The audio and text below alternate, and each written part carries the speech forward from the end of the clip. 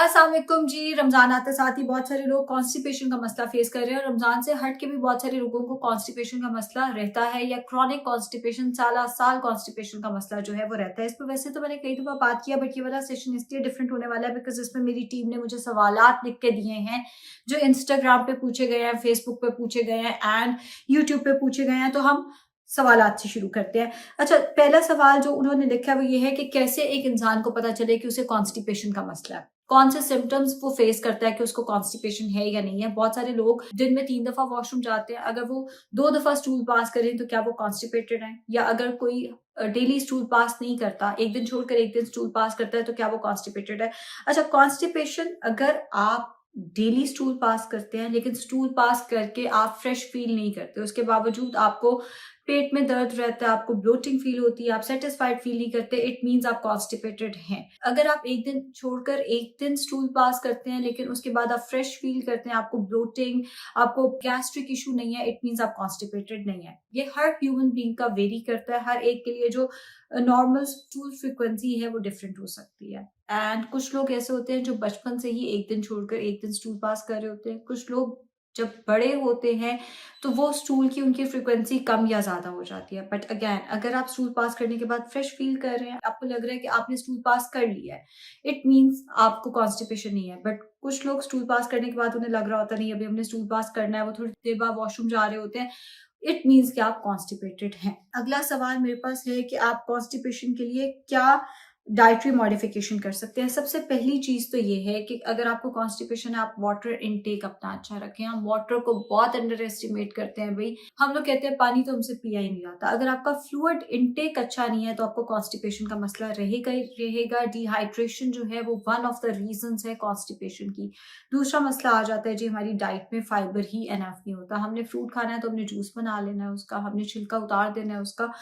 Fibre का intake अपना बढ़ाएं। कुछ होम रेमेडीज मैं आपके साथ शेयर कर देती हूँ। 2 इंजीर हो जाएं या 12 किशमिश हो जाए या 2 से 3 खुश्क आलू बुखारे हो जाएं या 2 से 3 खुश्क खुबानियां हो जाएं, 2 खजूरें हो जाएं, कोई भी ड्राइड फ्रूट। या आप देखेंगे ये सारे के सारे मैंने ड्राइड फ्रूट्स के नाम लिए, कोई भी इनमें से ड्राइड फ्रूट और जितनी क्वांटिटी बताई है उतना रात को आधा कप पानी में भिगो कर रखते हैं। निहार मुंह आपने वो ड्राइड फ्रूट भी खा लेना है। अब जाहिर है वो पूरी रात भीगा हुआ है तो वो टेक्निकली ड्राई फ्रूट नहीं रहा, तो वो ओवरनाइट सोक ड्राई फ्रूट भी आपने खा लेना और उसके साथ हो सके तो वो पानी पी लें। पानी नहीं पिया जाता, पानी रहने दे, बाकी वो जो भी आपने इंजीर किशमिश वगैरह भिगोए हैं वो भिगो कर खा लें। इसके साथ साथ आपकी डाइट में कम अज कम 3 टाइम्स फ्रूट जरूर होना चाहिए, कम अज कम 4 टाइम्स वेजिटेबल्स। वो लाजमी नहीं आपने सलाद ही बैठ के खाना है, आप पकी हुई सब्जियां सालन की फॉर्म में इस्तेमाल कर सकते हैं, रॉ वेजिटेबल्स का सैलेड ले सकते हैं, आप स्मूदी बना के वेजिटेबल्स ले सकते हैं। यहाँ मैं एक चीज क्लियर करती चलूं, ग्रीन लीफी वेजिटेबल्स की स्मूदी नहीं लेनी, वो ऑक्सलेट स्ट्रेस देती है। उसके अलावा आप कोई भी वेजिटेबल्स की, जैसे बीटरूट हो गया, कैरेट हो गया, उसको ब्लेंड करके वो पी लें, या अगर आप सवार नहीं होता तो क्यूकम्बर को ब्लेंड करके थोड़ा उसके अंदर जिंजर डाल के आप वो भी इस्तेमाल कर सकते हैं। बट टेक्निकली वेजिटेबल्स की 4 सर्विंग्स यानी कम से कम 4 दफा आप सब्जी जरूर खाएं। जो हाफ कप पकी हुई सब्जी है वो 1 सर्विंग है, जो 1 कप कच्ची सब्जी है वो 1 सर्विंग है। तो इस हिसाब से आपने 4 सर्विंग्स जो है वो पूरी करनी है। बेशक आप 1 कप कच्ची सब्जियां ब्लेंड करके स्मूदी बना लें तो आपकी 1 सर्विंग होगी, 4 सर्विंग्स आपने इसकी लेनी है और 3 सर्विंग्स आपने फ्रूट्स की लेनी है। इसके साथ साथ इसबगोल बहुत सारे लोगों को बहुत हेल्प करता है और कुछ लोगों को वो कॉन्स्टिपेशन कॉज भी कर देता है। अगर आपको कॉन्स्टिपेशन का मसला है, 2 टीस्पून इसबगोल पानी में घोलकर उसको थोड़ा फूलने दें। जब वो फूल जाए वो पी लें, उसके ऊपर से 1 गिलास पानी और पी लें। आप 2 टीस्पून से शुरू करके 2 टेबलस्पून तक इसबगोल ले सकते हैं, डिपेंड्स आपका बाकी दिन का फाइबर इंटेक क्या। अच्छा, फाइबर इंटेक की अगर हम बात करें तो विमेन का फाइबर जो है वो 25 ग्राम्स पर डे होना चाहिए और हम सबका बहुत कम होता है। एंड मैन का fibre intake 35 to 40 grams per day होना चाहिए, उनका भी बहुत ही कम होता है। कि ये बड़ा मसला आ गया जब से जंक फूड आई है। खैर आगे इसको और देखते हैं कि और क्या क्या चीजें हेल्प कर सकती हैं। Chia seeds and basil seeds यानी तुख मलंगा एंड तुख दाउदी, दोनों फाइबर का बहुत अच्छा सोर्स है, मगर प्लीज इनको हमने जैसे ओट्स में डाल देते हैं उस तरह से इस्तेमाल नहीं करना। इनको कम से कम 30 मिनट सोक करना जरूरी है अगर आप इनको कॉन्स्टिपेशन के लिए ले रहे हैं तो। 1 चाय का चम्मच चिया सीड्स हो जाए या 1 टीस्पून बेसल सीड्स हो जाए, इनको 30 मिनट्स के लिए 1/4 कप पानी में सोक करते हैं। सुबह उठ के नहीं, आपने शाम को सोक किया तो इसके अंदर 1 गिलास नीम गर्म पानी ऐड करें और वो पी लें। वो आपको कॉन्स्टिपेशन के अगेंस्ट हेल्प करेगा। जैसे हम चिया सीड पुडिंग बना लेते हैं, उसमें आपने उनको वैसे सोक नहीं किया होता तो वो कॉन्स्टिपेशन में आपको कोई हेल्प नहीं करेंगे। एंड टेक्निकली वो तरीका भी ठीक नहीं है कि चिया सीड्स दूध के अंदर डाल के उसी में फ्रूट वगैरह डाल के उसी वक्त खा लिया। वो तरीका चिया सीड्स या बेसल सीड्स खाने का ठीक नहीं है। इसके साथ साथ अगर हम देखें कि कौन सी चीजें कॉन्स्टिपेशन बढ़ा सकती हैं, ये भी सवाल लिखा हुआ था तो वहीं से ज़हन में आया कि कौन सी चीजों से हमें कॉन्स्टिपेशन हो रही है। मीट के अंदर चिकन हो गया, मछली हो गई, डेयरी प्रोडक्ट्स हो गए, इनके अंदर फाइबर की मिकदार कम है। तो हर वो चीज जिसमें फाइबर कम है, जैसे सफेद आटा, एक होता है लाल आटा, देसी आटा, वही गंदम का सफेद आटा भी आपको मिल जाता है। रिफाइंड कार्बोहाइड्रेट्स में फाइबर कम है जो कि कॉन्स्टिपेशन की वजह बनते हैं। इसी तरह हम सब व्हाइट राइस का इस्तेमाल करते हैं, वो चूंकि उनमें फाइबर कम है तो वो भी कॉन्स्टिपेशन करते हैं। इसी तरह हम जब प्रोसेस फूड का, जंक फूड का ज्यादा इस्तेमाल करते हैं, उनके अंदर भी फाइबर की मिकदार कम होती है। हम जो रैप्स लेते हैं, अगर हम होल व्हीट रैप लेते हैं उसके अंदर फाइबर ज्यादा है, अगर हम रिफाइंड ब्रेड लेते हैं उसके अंदर फाइबर कम है। तो बेसिकली डिफरेंस फाइबर का आ जाता है। एंड बहुत सारे लोग पूछते हैं कि ब्राउन ब्रेड और व्हाइट ब्रेड में कैलोरीज का क्या फर्क है। टेक्निकली कैलोरीज का फर्क नहीं है, इनके अंदर फाइबर का ही तो फर्क है। फाइबर जो है वो फीलिंग ऑफ फुलनेस देता है, फाइबर आपको कॉन्स्टिपेशन के अगेंस्ट हेल्प करता है। तो व्हाइट ब्रेड और ब्राउन ब्रेड में कैलोरी सेम है, बट जो ब्राउन ब्रेड है वो आहिस्ता आहिस्ता बॉडी में डाइजेस्ट होगी, साथ आपको फाइबर देगी तो फीलिंग ऑफ फुलनेस भी ज्यादा देर तक रहेगी एंड आपको बहुत सारी बीमारियों के अगेंस्ट हेल्प भी कर देगी। अगला सवाल मेरे पास है जी, कॉन्स्टिपेशन कब तक रहे तो हम इसको सीरियस कंसिडर, हमें इसको करना चाहिए। देखिए, कॉन्स्टिपेशन का मसला अगर आपको एक हफ्ता बगैर किसी वजह से मुराद है, कभी कभी हम कोई दवाई ऐसी लेना शुरू करते हैं, जैसे आयरन के बहुत सारे सप्लीमेंट्स बहुत सारे लोगों को कॉन्स्टिपेशन कर देते हैं। अगर आपको एक हफ्ता से ज्यादा कॉन्स्टिपेशन हो रही है और बगैर किसी वजह की हो रही है और आप इस्पोगोल भी ले रहे हैं और आप सारा कुछ कर रहे हैं, आप सिरप्स की तरफ या मेडिसिन की तरफ जाना शुरू हो गए और आपकी कॉन्स्टिपेशन ठीक नहीं हो रही, इट मीन्स कि कोई अंडरलाइंग इशू भी हो सकता है। अब अंडरलाइंग इशू में आईबीएस बहुत कॉमन है, आईबीएससी, जिसमें पेशेंट को बगैर वजह की कॉन्स्टिपेशन रहती है और अगर आप इसको टाइम पे ट्रीट नहीं कराएंगे तो ये पाइल्स की सूरत यानी बवासीर की शक्ल इख्तियार करना शुरू कर देता है, जो कि फिर बहुत पेनफुल भी हो जाता है और फिर आगे वो सर्जरी की तरफ भी चीजें चले जाती हैं। बेहतर है कि अगर आपको एक हफ्ता मैक्सिमम 2 हफ्ते तक बगैर वजह के कॉन्स्टिपेशन है तो आप एक दफा अपने जीपी से या आप एक दफा अपने गैस्ट्रो से मिल लें ताकि रूल आउट किया जा सके कि कोई मसला तो नहीं चल रहा। अगर बहुत ही सीरियस की हम बात करें तो 3 मंथ से ज्यादा बगैर वजह के कॉन्स्टिपेशन होना सीरियस कंडीशन को दिखा सकता है, किसी सीरियस अंडरलाइंग इशू को इंडिकेट कर सकता है कि आपको कोई इशू चल रहा है। वो कुछ भी हो सकता है, वो मैदे से रिलेटेड कोई भी मसला हो सकता है, बट प्लीज अपने हेल्थ से रिलेटेड छोटे छोटे मसलों को इग्नोर ना किया करें, बिकॉज हमें पता है कि आजकल इतनी बीमारियां आ गई हुई हैं, स्पेसिफिकली कैंसर, और कैंसर के जो अर्ली सिम्टम्स है मैदे से रिलेटेड, उसमें ये मसला भी आ सकता है। एंड अगला सवाल है मेरे पास, क्या एक्सरसाइज जो है वो कॉन्स्टिपेशन में हेल्प करती है? जी बिल्कुल करती है। एक्सरसाइज हो गई, फिजिकल एक्टिविटी हो गई, दोनों चीजें बहुत इंपॉर्टेंट है कॉन्स्टिपेशन के लिए, बिकॉज अगर इंटेस्टाइनल मूवमेंट ही सही तरीके से नहीं होगी तो कॉन्स्टिपेशन का मसला ठीक नहीं होगा। बहुत सारे लोगों का फाइबर इंटेक ठीक होता है, वाटर इंटेक ठीक होता है, पूरा दिन एक कुर्सी पे बैठे रहते हैं मेरी तरह, लेकिन मैं भी अपने लिए 30 मिनट जरूर निकाल लेती हूँ। 30 मिनट्स की वॉक या 30 मिनट्स की फिजिकल एक्टिविटी या एक्सरसाइज आपको जरूर करनी चाहिए, हेल्दी रहने के लिए, अपनी गट हेल्थ के लिए, अपनी सेहत के लिए। इससे अगला सवाल है हमारे पास कि ट्रैवलिंग में हमें कॉन्स्टिपेशन क्यों हो जाती है? अच्छा, ट्रैवलिंग में जो कॉन्स्टिपेशन का मसला है ये बहुत सारे लोगों को आता है। इनफैक्ट ये होता है कि यहाँ से मुझे बहुत सारे क्लाइंट्स जो बताते हैं, वो बताते हैं हम जो दूसरे मुल्क मूव किए, हमें यहाँ आके कॉन्स्टिपेशन हुई, यहाँ का पानी हमें सूट नहीं किया। भाई पानी का मसला नहीं आता, मसला ये आता है पानी सूट करना ना करना, ये वाली चीज एक्सिस्ट नहीं करती। मसला आता है हमारा लाइफस्टाइल ही बदल जाता है।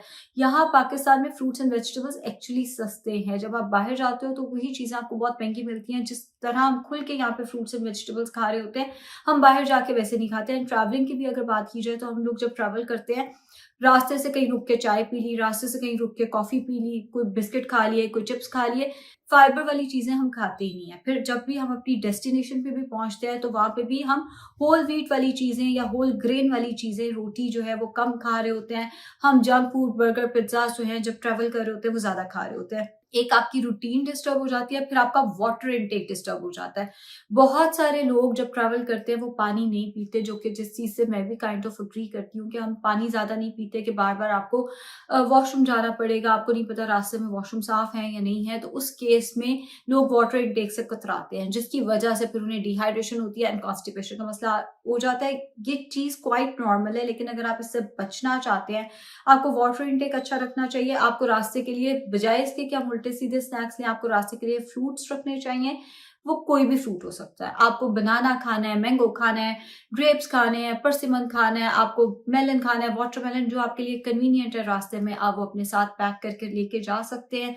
वो आप रास्ते में फाइबर वाला फ्रूट खाएँगे तो आपका ये मसला जो है वो काफ़ी हद तक बेहतर रहेगा। जब आप अपनी डेस्टिनेशन पे पहुँच जाते हैं 2 चीज़ें, एक्सरसाइज़ ज़रूर करनी है बिकॉज़ हम कहीं गए होते हैं, हम एक्सरसाइज़ नहीं करते, चलते-फिरते ही नहीं है, पूरा दिन होटल के कमरे से बाहर ही नहीं निकलते। सो वो वाली चीज़ होनी चाहिए कि आपकी एक्सरसाइज़ या फिज़िकल एक्टिविटी हो एंड वहाँ पहुँच के आपका water intake and fibre rich diet होनी चाहिए। तो आप ट्रैवलिंग के दौरान कॉन्स्टिपेशन का जो इश्यू आता है हम सबको, आप उससे बच सकेंगे। अच्छा, अगला सवाल ये आया है कि बच्चों में अगर कॉन्स्टिपेशन का मसला हो जाए, देखिए बच्चों में कॉन्स्टिपेशन का मसला बहुत कॉमन होता है। एक तो बच्चों को योगर्ट का इस्तेमाल कराएं, योगर्ट प्रोबायोटिक्स का नेचुरल सोर्स है। प्रोबायोटिक्स की कमी से भी बहुत सारे लोगों को कॉन्स्टिपेशन का मसला आता है। आप जहाँ पे भी रहते हैं, किसी भी ब्रांड के प्रीबायोटिक्स, प्रोबायोटिक्स यूज़ करते हैं, वो आपको कॉन्स्टिपेशन के अगेंस्ट एक अच्छा रिलीफ भी देंगे, आपकी गट हेल्थ के लिए भी अच्छे हैं, आपके दिमाग को भी अच्छा रखेंगे, आपकी एंग्जाइटी स्ट्रेस को भी मैनेज रखेंगे। दूसरी चीज़, अगर बच्चों में कॉन्स्टिपेशन का मसला है, वही इंजीर फिक्स जो मैंने अभी आपको बताई है कि ड्राइड फ्रूट जो है वो आप पानी में सोख करके बच्चों को दें। बच्चों को भी विद पी छिलके के साथ, छिलका उतारे बगैर फ्रूट्स एंड वेजिटेबल्स ज़रूर खिलाएं। कम से कम 4 फ्रूट, कम से कम 4 दफ़ा वेजिटेबल्स दिन में ज़रूर खिलाएं, क्योंकि बच्चे ज़्यादा दूध के ऊपर और बोटियों के ऊपर ज़्यादा होते हैं उनका फोकस। तो हम उनको दालें या हाई फाइबर वाली वेजिटेबल्स होती है वो इतनी ज़्यादा नहीं खिला रहे होते। तो हाई फाइबर जिसमें आप बच्चों को दालों का इस्तेमाल, गंदम की रोटी का इस्तेमाल शुरू कराएं, साथ में फ्रूट्स का इस्तेमाल जो है वो शुरू कराएं, उनकी थोड़ी फिजिकल एक्टिविटी हो। एंड अगर आप बच्चों को रेडीमेड चीज़ें लेके दे रहे हैं किसी वजह से, तो उसमें भी होल व्हीट या होल ग्रेन को आप प्रेफर करें। नान की बजाय आप गंदम की रोटी देंगे तो आपके बच्चों का ये मसला जो है वो बेहतर हो जाएगा। And water intake, as I said कि वाटर इंटेक आपके बच्चों का अच्छा होना चाहिए। अच्छा, एक और बड़े मजे का सवाल है कि जब तक मैं चाय ना पीऊँ तो मुझे स्टूल नहीं आता। अच्छा, ये इसमें 2 चीज़ें हैं। एक तो हॉट बेवरेजेस जब भी आप लेते हैं तो वो आपकी डाइजेशन में हेल्प करती है, वो ज़ाहिर है। जितनी भी, चाहे वो आप गर्म भी पानी पिएँगे ना, वो आपको डाइजेशन में हेल्प करेगा। तो उसकी वजह से बहुत सारे लोग जब हॉट बेवरेज पीते हैं तो उन्हें वॉशरूम जाने की अर्ज होती है। दूसरी चीज़ हमारे पास आ जाती है, कैफ़ीन भी आपको वॉशरूम जाने की अर्ज होती है, कैफ़ीन पीने के बाद भी कुछ लोगों को। तो चाय चूँकि कैफ़ीन भी है, हॉट बेवरेज भी है, तो उसके बाद आपने वो आदत डेवलप कर ली है। अल्लाह ताला ने जब आपको ऊपर से भेजा था, अल्लाह ताला ने आपको प्रोग्राम करके नहीं भेजा था कि जब तक आप चाय नहीं पिएँगे आपने स्टूल पास नहीं करना, या आपने विद टाइम अपने आप को आदत डेवलप कर ली है। कोई इसमें इतना हर्ज नहीं है। अगेन वो चूँकि कॉम्बिनेशन है हॉट बेवरेज एंड कैफ़ीन का, तो आप ये चीज़ एक्सपीरियंस कर रहे हैं, इसमें परेशानी की कोई बात नहीं है। अच्छा, क्या स्ट्रेस से भी कॉन्स्टिपेशन हो जाती है? स्ट्रेस आपकी हर चीज़ को इफ़ेक्ट करता है भई। आपके ये जो यहाँ दर्दें शुरू हो जाती है, मेरे पास एक क्लाइंट आती है, उनकी इतने सालों से ये वाली दर्द ही नहीं ठीक हुई। फिज़ियो कराई, सारा कुछ, and the underlying issue is stress basically. उनका डिप्रेशन बहुत ज़्यादा होता है। हर दफ़ा फिज़ियोथेरेपिस्ट भी और मैं भी जब इकट्ठे बैठते हैं, हम बात करेंगे पेशेंट की, तो वो कहेंगी हाँ, उनका ना स्ट्रेस इसलिए है, इसलिए मिस आयशा उनका ना ठीक नहीं हो रही, वरना उन्होंने ठीक हो जाना था। और मैं भी यही कहती हूँ कि मैं आपका मैग्नीशियम भी ऐड कर दिया, सारा कुछ, बट कहीं न कहीं जो रूट कॉज़ है वो ठीक नहीं हो पा रहा, जिसकी वजह से आपकी चीज़ें बेहतर नहीं हो रही। एंड यही चीज़ कॉन्स्टिपेशन पे जाएगी, क्योंकि स्ट्रेस आपकी गट को इफ़ेक्ट करता है। गट और ब्रेन का बड़ा स्ट्रॉन्ग कनेक्शन है। चूँकि स्ट्रेस आपकी गट को इफ़ेक्ट करता है, इसलिए स्ट्रेस आपको कॉन्स्टिपेशन भी कर सकता है और स्ट्रेस आपको डायरिया भी कर सकता है। एक्चुअली बहुत सारे लोगों को एग्ज़ाम से पहले या तो कॉन्स्टिपेशन हो जाती है या डायरिया का मसला आ जाता है, या कोई भी मुश्किल चीज़ उनकी लाइफ़ में आई है, कॉन्स्टिपेशन या डायरिया, तो वो गट एंड ब्रेन का बहुत स्ट्रॉन्ग कनेक्शन है। इसकी वजह से आपकी जो स्टूल फ्रीक्वेंसी है वो उससे बदल सकती है। अच्छा, वाटर कितना लेना चाहिए जिससे आपको कॉन्स्टिपेशन का मसला ना आए? 8 से 12 ग्लास पानी आपको ज़रूर पीना चाहिए। अगर आपको क्रॉनिक कॉन्स्टिपेशन है तो आपको नीम गर्म पानी का इस्तेमाल करना चाहिए, वो आपकी डाइजेशन को बेहतर कर देगा। नीम गर्म पानी का वेट लॉस से ताल्लुक नहीं है, वो सिर्फ आपकी डाइजेशन को बेहतर कर देगा। एंड एक सवाल है कि कॉन्स्टिपेशन हमें क्यों हो जाती है? एज ए सेड कि अगर आपकी डाइट में इनफ फाइबर नहीं है, जंक फूड बहुत ज़्यादा है, तो उससे आपको कॉन्स्टिपेशन हो जाती है। आखिरी चीज़ जो मैं बताऊंगी वो है सना मक्खी। सना मक्खी का जब दौर आया था ना, तो हमने उसको अब्यूज़ किया था। अब्यूज़ करने से मुराद है कि हमने उसको पानी में उबाल उबाल के इतना पिया था। एक तो ये कि उसको कहा जाता था इसमें कोविड की शिफा है, गलत कहा जाता था, वो किसी ने गलत अफवाह उड़ाई थी। बहरहाल कॉन्स्टिपेशन के लिए वो बहुत अच्छी है, वैसे आपकी इम्यूनिटी को बूस्ट करने के लिए बहुत अच्छी है, लेकिन हर एक को सूट नहीं करती, ये भी समझ लेना। अब्यूज़ करने से मुराद ये, अगर आप 2 खाने के चम्मच से ज़्यादा सना मक्खी एक वक्त में इस्तेमाल करेंगे, ये शदीद डायरिया करेगी। और उन दिनों यही हुआ था, एक तो वैसे कोविड के पेशेंट बहुत ज़्यादा थे हॉस्पिटल में, ऊपर से डायरिया के पेशेंट्स भी हॉस्पिटल पहुंचना शुरू हो गए थे। सना मक्खी इज अ स्ट्रॉन्ग लेक्सेटिव, एक लेक्सेटिव है जिसको खाने से कॉन्स्टिपेशन का मसला हल होता है। तो ये सना कैप्सूल्स के नाम से, सना टी के नाम से आपको इजीली मिल जाती है। अगर आपके पास ये चीजें इस तरह से अवेलेबल नहीं है तो सना मक्खी मिल जाती है। आधा चाय का चम्मच से शुरू करें प्लीज, एकदम ज्यादा ना लेंगे। एज आई सेड ये हर एक को सूट नहीं करती।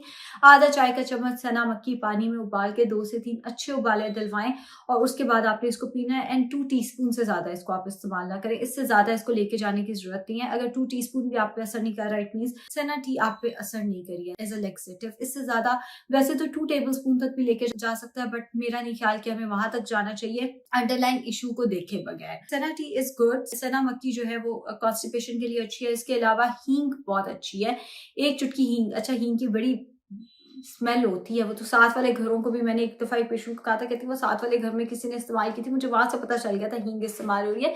हींग भी बहुत अच्छी है कॉन्स्टिपेशन के लिए। 1 चुटकी हींग नीम गर्म पानी में डाल के इस तरह से पी लें, या रात को पानी में भिगो दें और सुबह एम्प्टी स्टमक वो पी लें। हींग भी हर एक को सूट नहीं करती। तो ओवरऑल लाइफस्टाइल मॉडिफाई करें, इसबगोल, बेसल सीड्स, चिया सीड्स का इस्तेमाल करें, ड्राई फ्रूट सोक करके इस्तेमाल करें, थोड़ी बहुत एक्सरसाइज करें, वाटर इनटेक ज्यादा करें, फ्रूट जूसेस बनाने की बजाय फ्रूट्स का इस्तेमाल करें, वेजिटेबल्स को डाइट के अंदर इनकॉर्पोरेट करें। जब आप ट्रैवल करते हैं तो भी फाइबर रिच स्नैक्स अपने साथ रखें। शुक्रिया।